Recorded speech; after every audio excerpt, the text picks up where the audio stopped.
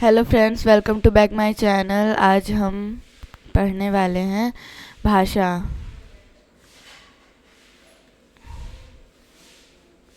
आज हम पढ़ेंगे भाषा मतलब लैंग्वेज। तो भाषा की पहले परिभाषा देख लेते हैं। भाषा द्वारा राइटिंग थोड़ी गंदी आएगी। तो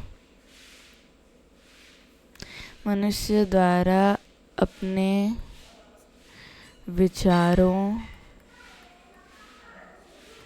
के परस्पर आदान प्रदान को के सॉरी फ्रेंड्स, थोड़ा यहाँ पे गलत हो गया।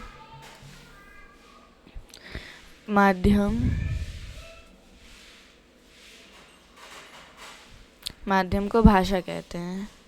That simple. भाषा द्वारा अपने विचारों के परस्पर आदान प्रदान के माध्यम को हम भाषा कहते हैं। अब आया भाषा के रूप। भाषा के कितने रूप होते हैं? दो। भाषा के सिंपली दो रूप होते हैं। पहला होता है हमारा मौखिक भाषा, दूसरा होता है लिखित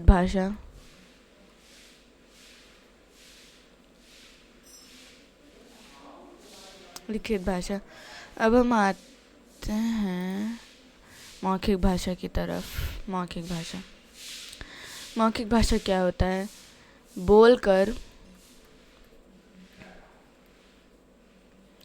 बोलकर और सुनकर अपने विचारों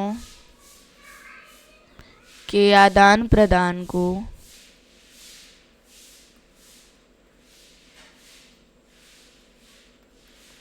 मौखिक भाषा कहते हैं।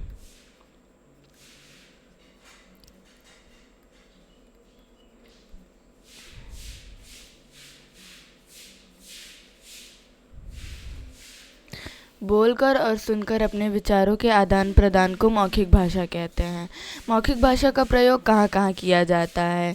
जैसे मौखिक भाषा का प्रयोग किया जाता है वार्तालाप में, वाद विवाद में और भी कई चीज़ों में किया जाता है, जैसे भाषण। ये सब भाषण, सॉरी फ्रेंड्स गलत हो गया फिर से। भाषण बहुत सारी चीज़ों में किया जाता है, भाषण, नाटक, फिल्म आदि। अब हम आते हैं लिखित भाषा की तरफ। लिखित भाषा क्या होती है? लिखित भाषा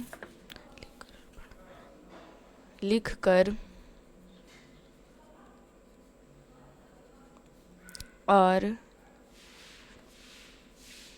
पढ़कर अपने विचारों के आदान प्रदान को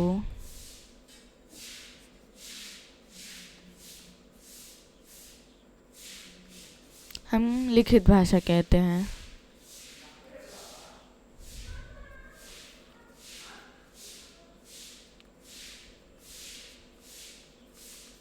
लिखकर और पढ़कर अपने विचारों के आदान प्रदान को लिखित भाषा कहते हैं। लिखित भाषा का प्रयोग बहुत जगह किया जाता है, जैसे पुस्तकों में, पत्रिकाओं में और सूचना पट में और भी बहुत जगह किया जाता है। अब आता है हमारा नेक्स्ट टॉपिक, मानक भाषा। मानक भाषा क्या होता है? इसके बारे में हमने शायद पहले नहीं पढ़ा हो, ये हमारे लिए नया टॉपिक हो सकता है। मानक भाषा के सर्वमान्य या स्वीकृत रूप को मानक भाषा कहते हैं।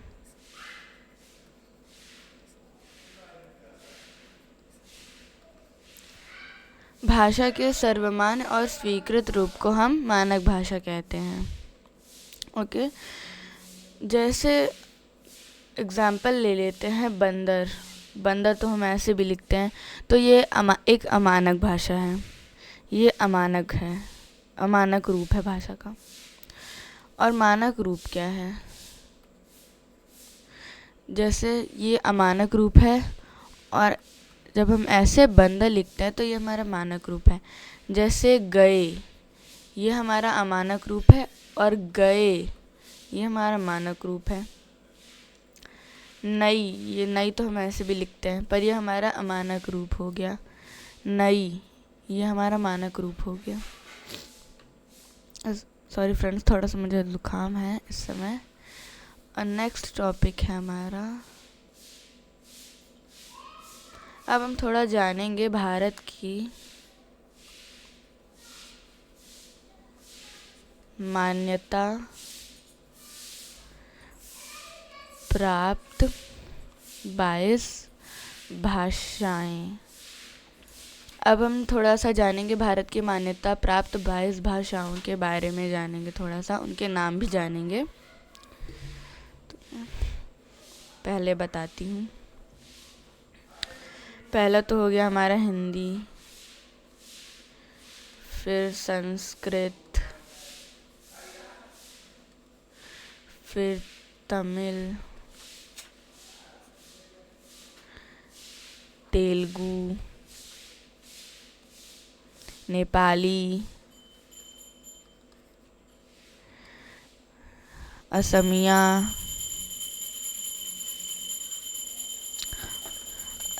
पंजाबी,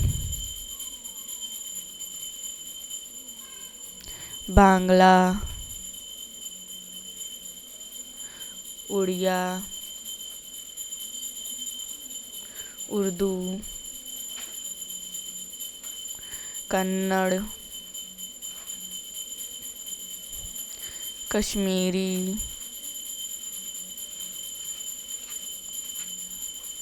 डोगरी, मलयालम,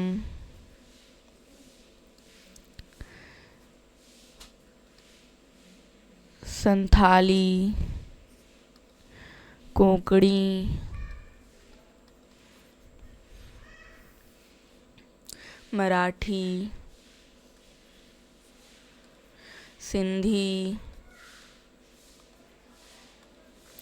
बोडो, मैथिली, गुजराती, मणिपुरी।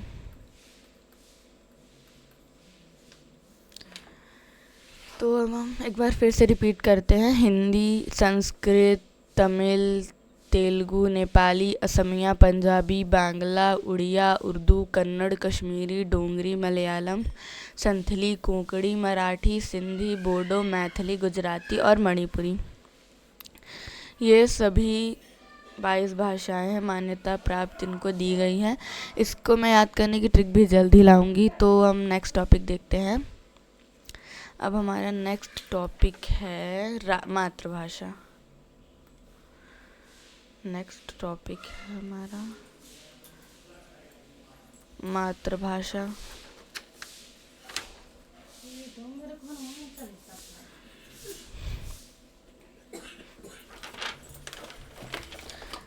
मातृभाषा, मातृभाषा वह भाषा होती है,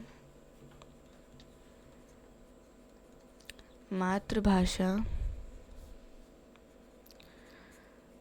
वह भाषा होती है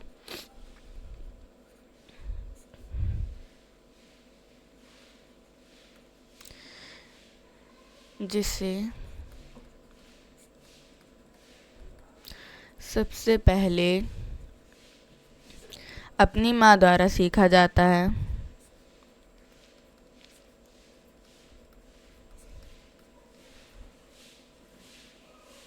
सीखा जाता है। मातृभाषा वह भाषा होती है जिसे सबसे पहले अपनी माँ द्वारा सीखा जाता है। जैसे मेरी माँ हिंदी बोलती है, मेरी माँ हिंदी बोलती है तो मेरी मातृभाषा भी तो हिंदी ही होगी। जैसे मेरी कज़न की माँ बांग्ला बोलती है तो उसकी मातृभाषा क्या होगी? बांग्ला। जैसे मेरी मामी बघेली बोलती हैं, बघेली, तो मेरी मामी की लड़की की मातृभाषा क्या होगी? वो भी बघेली ही होगी।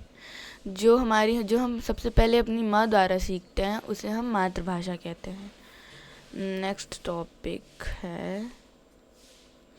टॉपिक हमारा राजभाषा है। नेक्स्ट टॉपिक इज हमारा राजभाषा। आगे तो पेज ही ख़त्म हो गया, कोई बात नहीं।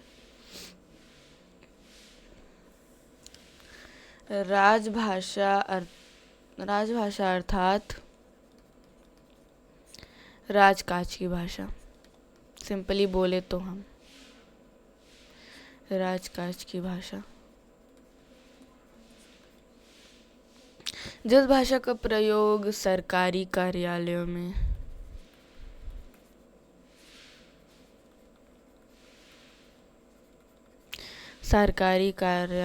में या फिर कामकाज में प्रयोग किया जाता है, वो हमारी राजभाषा कहलाती है। भारत के सरकारी कार्यालयों में कामकाज के लिए ज़्यादा से ज़्यादा हिंदी तथा अंग्रेजी का प्रयोग किया जाता है।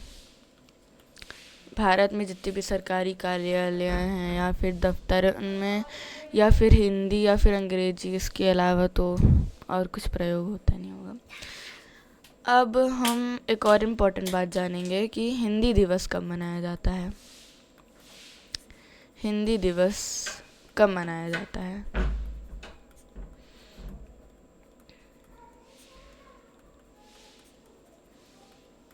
हिंदी दिवस थोड़ा सा इम्पोर्टेंट है तो उसको हाईलाइट कर।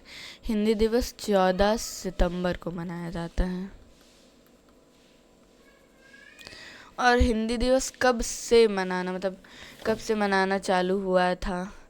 तो 14 सितंबर 1949 से हम मनाते चले आ रहे हैं हिंदी दिवस। हिंदी दिवस क्यों मनाते जा रहे हैं? क्योंकि इसके अंतर्गत हिंदी भारत की राजभाषा घोषित हुई थी 1949 में। तो हम 1949 से अब तक 14 सितंबर को ही हिंदी दिवस मनाते हैं। अब हमारा नेक्स्ट टॉपिक, यहाँ तो पेज ही ख़त्म हो गया।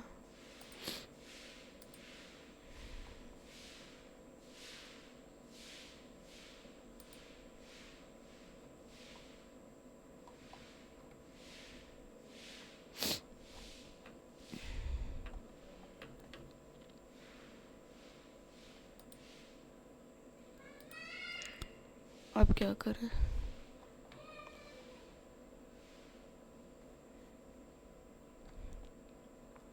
हम एक न्यू ब्लैंक पेज ले लेंगे, फिर उस पे करेंगे। हमने फिर से एक ब्लैंक पेज ले लिया है। तो हमारा नेक्स्ट टॉपिक होगा बोली। नेक्स्ट हमारा टॉपिक है बोली।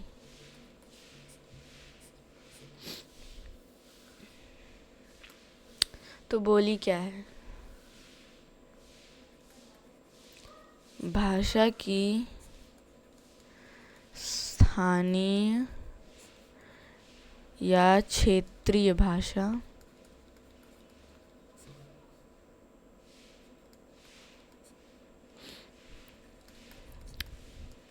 बोली कहते हैं। भाषा के स्थानीय क्षेत्रीय रूप को हम बोली कहते हैं।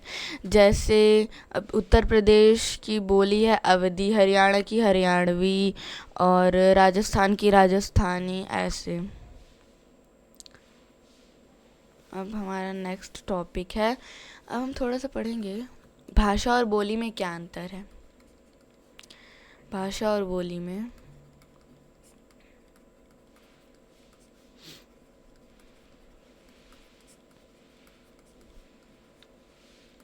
अंतर क्या है?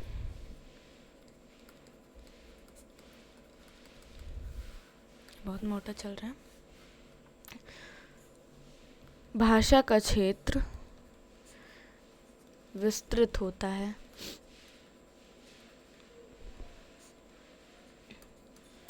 भाषा का क्षेत्र विस्तृत होता है जबकि बोली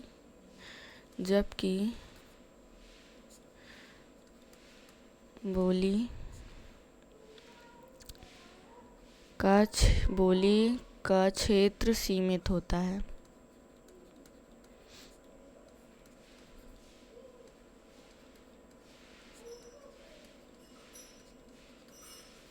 भाषा विस्तृत होती है, मतलब भाषा विस्तृत होती है और जबकि बोली क्षेत्र तक ही सीमित रहती है। जैसे हर किसी क्षेत्र की अलग अलग बोली होती है। जैसे उत्तर प्रदेश के उधर जाओगे तो कुछ और बोलेंगे, मध्य प्रदेश में कुछ और बोलेंगे, और राजस्थान में कुछ और बोलेंगे। राजस्थान के अलग अलग गांव होते हैं, उनके क्षेत्र में अलग अलग बोली बोली जाती है।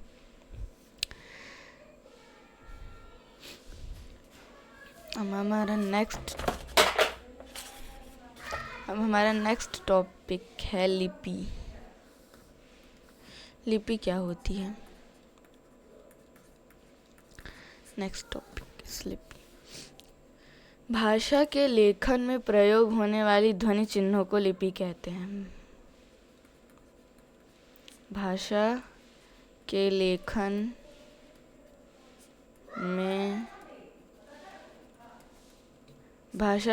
में प्रयोग होने वाली ध्वनि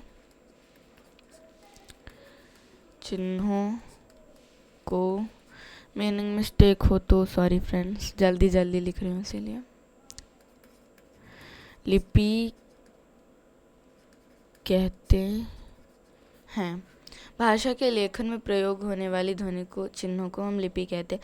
प्रत्येक भाषा की अपनी अपनी लिपि होती है। जैसे अंग्रेजी, फ्रेंच, स्पेनिश, जर्मन की लिपि लोपन है। उर्दू की लिपि फारसी है। तमिल की लिपि तमिल है। चीनी की लिपि चीनी ही है। पंजाबी की गुरुमुखी, बांग्ला की बांग्ला, और हिंदी, संस्कृत और नेपाली की देवनागरी। ठीक है। अब हम नेक्स्ट एंड आखिरी टॉपिक है हमारा व्याकरण।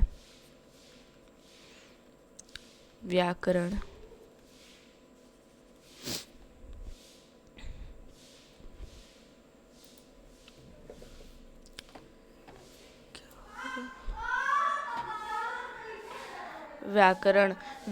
वह शास्त्र है, इसकी डेफिनेशन लिख ही लेते हैं, इम्पोर्टेंट है। व्याकरण वह शास्त्र है जो हमें किसी भाषा के नियमों को सिखाकर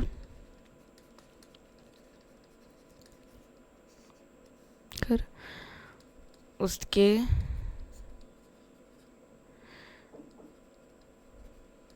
शुद्ध रूप से परिचित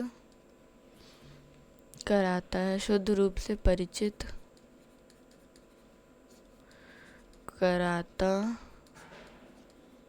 है। व्याकरण वह शास्त्र है जो हमें किसी भाषा के नियमों को सिखाकर उसके शुद्ध रूप से परिचित कराता है। ठीक है। प्रत्येक भाषा अपने आप ही विशिष्ट होती है। उसके मौखिक तथा लिखित रूप को सही ढंग से समझने के लिए व्याकरण का ज्ञान होना आवश्यक है। व्याकरण द्वारा हमें भाषा के नियमों की जानकारी मिलती है। इसके द्वारा हम भाषा को शुद्ध रूप से बोलना, पढ़ना और लिखना भी सीखते हैं। तो अगर आपको ये वीडियो पसंद आई हो तो लाइक, शेयर, सब्सक्राइब ज़रूर करें।